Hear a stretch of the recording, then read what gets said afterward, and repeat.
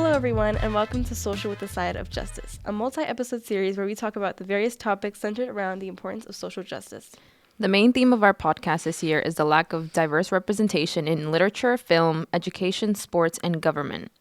Today's episode will be hosted by me, Lexia. And me, Laura.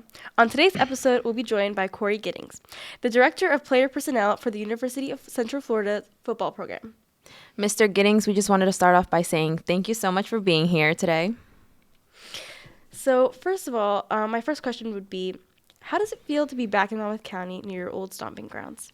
It feels great. I don't get back often, but whenever I have free time, I generally try to come back for at least a couple days. Mm-hmm. That's amazing.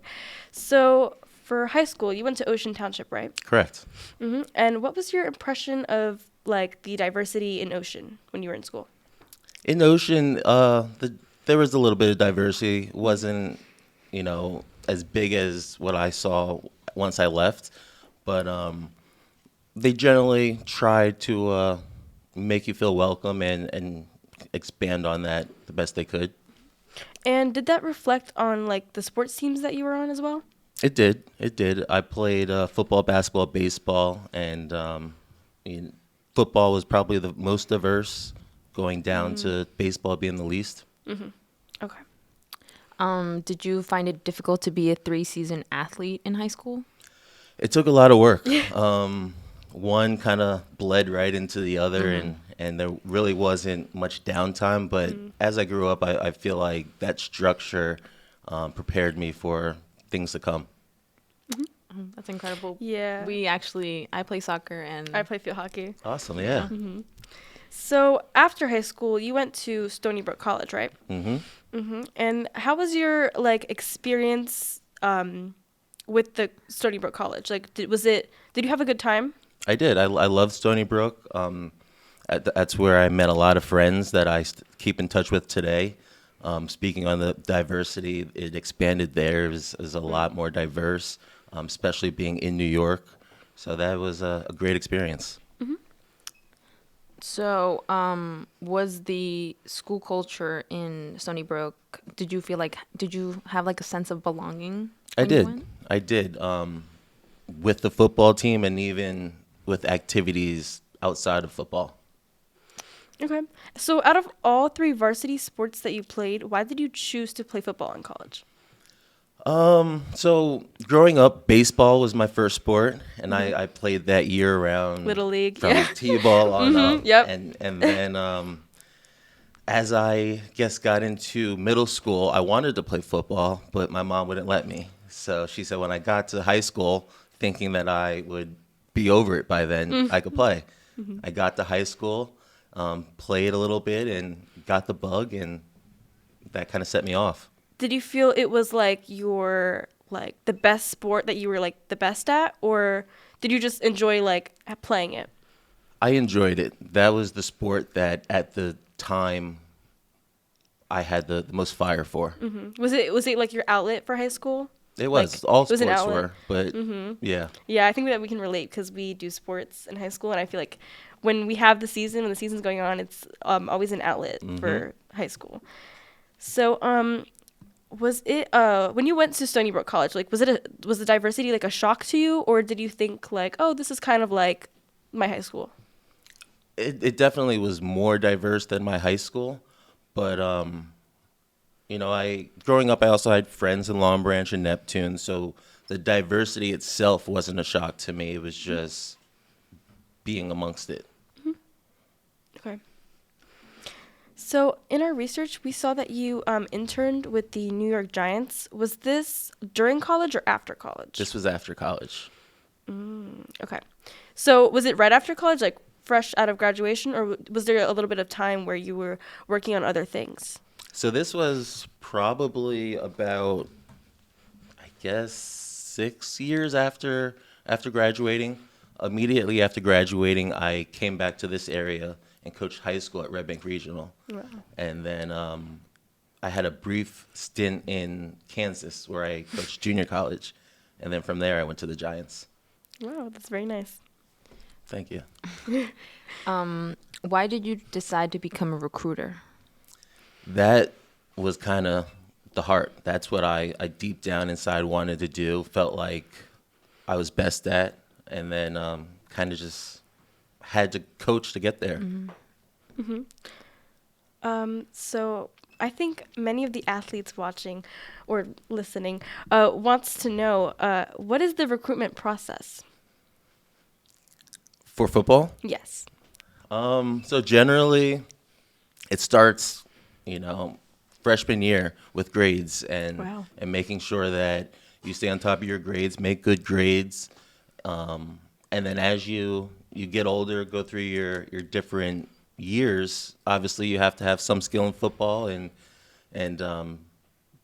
go through the training and everything to do that to where generally around your junior year you can start going to camps and going on visits and start kind of gauging schools' interest in you as a prospect. I think it's like crazy how the process starts like your freshman year, like 3 years before you graduate. Like that's like crazy to me. So for the potential candidates of this recruitment process, how do you learn about them? Do they reach out to you or do they like fill out an application to be recruited? Yeah, there's a bunch of different ways. There's they can reach out to me. You know, Twitter is a big thing that we use, so I could come across them on there. It could just be word of mouth through friends, and then generally we have questionnaires that we send out that you could fill out. There's a whole bunch of ways that we're always scouring and looking for potential prospects. Okay, thank you. How do you determine who is a good fit for your team? A lot of time being with them. Obviously, the grades are the first thing. And then, you know, once we kind of identify people, then we bring them on the campus and spend time with them, talk with them, talk with their coaches, maybe a trainer that they work with, and really get a sense of who they are. Okay. So as your position of the like as a director of the student player personnel, how do you what exactly does your position do? Yeah, well, for me, generally, it's identifying and evaluating prospects, helping to shape and mold our team. You know, if we're low on one position, knowing that and trying to find guys to fill that, or if we've got a bunch of seniors that are going to graduate at another position, making sure that we don't hit that wall to where they graduate and we're left kind of bare in that position. How do you become the director of student player personnel? Like, are there certain qualifications or experiences that you need? Generally, it's the experience of being in recruiting, working your way up through that so that you have the knowledge of what that position entails. It's not really a class or a course you can take, but just the overall experience of working in the business to getting there.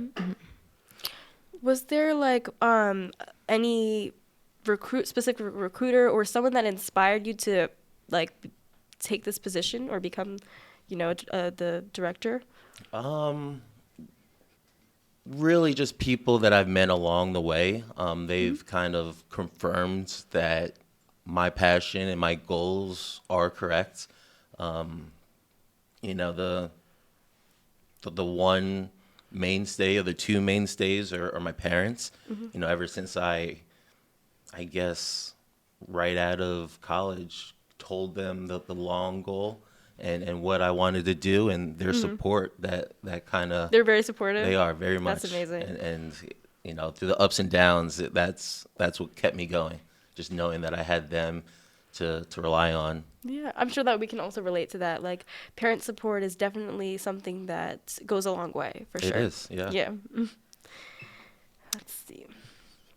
Okay, so would you say like they're proud of you, or and like they're proud of like what position like you've become? Yeah. I think it's more so of they're proud at, like I said, a decade or so ago, you know, I said, this is what I want to do. And seeing me worked to get there and now being here.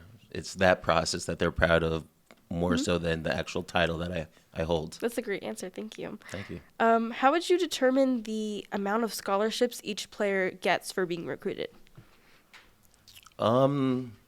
So like for us, generally we'll give them the one scholarship, and we don't split it up to halves or anything like that. One scholarship is a full scholarship, and like I said, that process of talking with them, talking with the family and everyone else, and if they're a good fit, then we'll offer that scholarship to them. Okay. Did that answer? Yeah, it did. Yeah. So, do you decide this, like the amount of scholarships, or just someone else? Is there another position for that? So there's the head coach.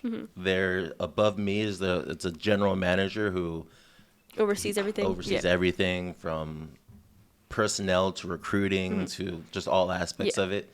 And then the coaches, the coordinators, the position coach, we all kind of work together on identifying and handing out offers. Okay.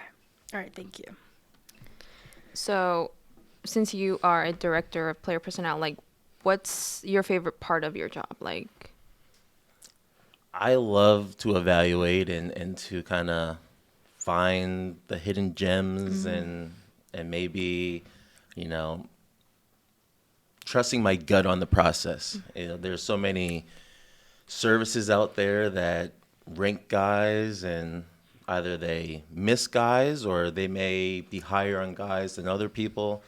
The process of identifying and making my own opinion on them, and since I've been in this for some time, I'm now at the point where some of these guys that I've originally evaluated are going to the NFL or not. So having that as a measuring stick to see where I'm at and how I view things. Do you feel like you've inspired anyone or kind of shaped them to become who they are now through your position? I don't know. I try to I wouldn't say shape people, but to help them along their way. People that I've met and student athletes that I've come across. I don't know. I don't view myself as that big of a deal, but I'm sure you've probably made a difference in someone's life. I would hope for so. sure. I would hope so. So, what comes next after being the director of player personnel? Yeah, well, at UCF we're now going to the Power Five, and which is one of the bigger conferences in college football, and Wow. we have the opportunity to potentially get into the playoffs and see how that goes. So It's exciting. the next step is try to win a national championship. Well, yeah. I mean, congratulations, by the way, on making the move to University of Central Florida. Like that's amazing. Thank you. So, how did that feel like when you first found out? Like, wow, like I've got this position. It felt great, but kind of like all spots that I've been at, that wears off quickly, and you try to get to work and of course. and see how you can expand. It's the What's never-ending grind. What's your vision for this program? Do you feel like I can make a change? Yeah, I hope I can make a change, but it's really working with everyone to change the program, and the vision is a national championship. Okay. So moving on to the social justice aspect of our podcast. Recently in one of our social justice classes, we listened to a podcast episode from Code Switch. It talked about the lack of diversity in the NFL's coaching staff. Despite most of the NFL players being black, most of the coaching staff is white. So do you think in your career field, there's enough diverse representation? There can be more. Of course. I think it's working there. I don't know what the timeline on that would be to where you kind of look up and say, I think it's 50-50 or whatever you desire it to be, but it could be more. Okay. That's a great answer. Thanks. Who would you say has been or is currently your mentor, and why are these mentors so important to you? So many. Going back to coaching wise, when I was coaching at Red Bank Regional, Coach Nick Giglio, he gave me my first opportunity within football as a coach. I was with him for 6 years, and we did great things at Red Bank Regional. He was one. Louis Delpra, he was actually my high school baseball coach that was an AD after that at Red Bank Regional. I can go at each and every stop, but to start with them, they kind of set the foundation. That's great. How did you become a writer for the Bleacher Report, and what was your favorite part of becoming that? So I actually started that during COVID, and I reached out to someone that I knew that was working with that, and was fortunate enough to get on with that and continue it now. And my favorite part is going to the All-Star games, going to the Combine, which actually I wasn't able to do this past year. But and then, like I said, having my evaluations out there and seeing how those guys do. It's the game within the game for me. Right. Do you have a favorite piece you wrote?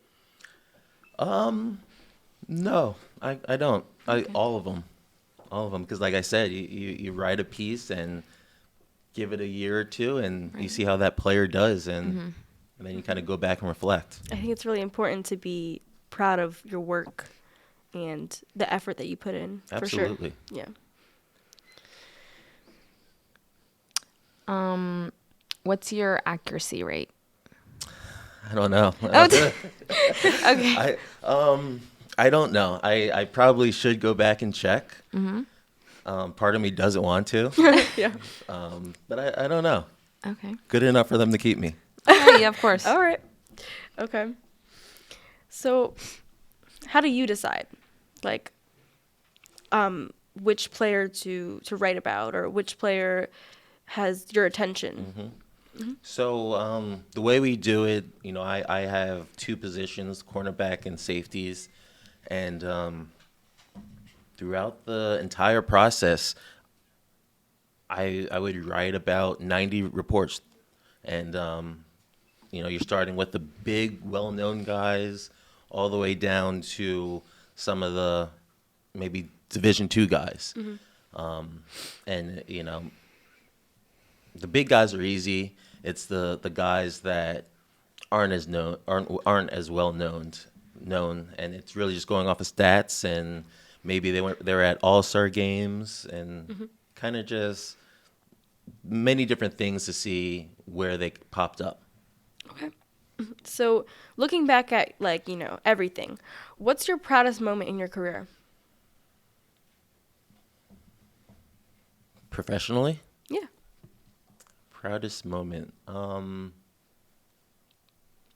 Really, it's not the moment. It's the rare times where I can look back and see where I came from, and just knowing that was the process that I went through, and being 35, wondering what's ahead of me. That's great.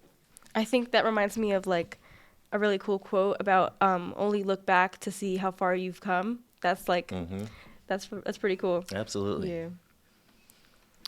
All right. What's the best advice you can give to athletes?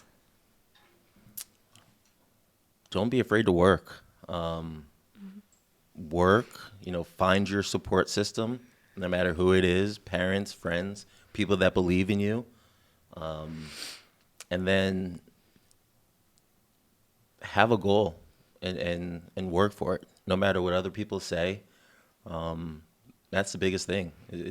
Your goal is your goal. If people tell you you can't do it, that's not for them to say. It's for you to work towards. That's great. That's a good answer. Thank you. Thank you. Well, Mr. Giddens, we just wanted to thank you again for dining here with us at Social with the Side of Justice. We hope you enjoyed your time with us, and here's your check. I definitely enjoyed my time. Thank you. We enjoyed having you on the show. I think it gave us a really different perspective because you don't always see, like, you know, sports. It's always, you know, education or maybe like someone in the government or someone higher up within, you know, college. So I think that no one really thinks about sports as something that could be a part of social justice. Yes, and it's kind of one of the things that everybody can relate to. Mm-hmm. So it gives a new perspective. I like it does. it. Yeah. Yes. All right. Well, thank you. Thank you.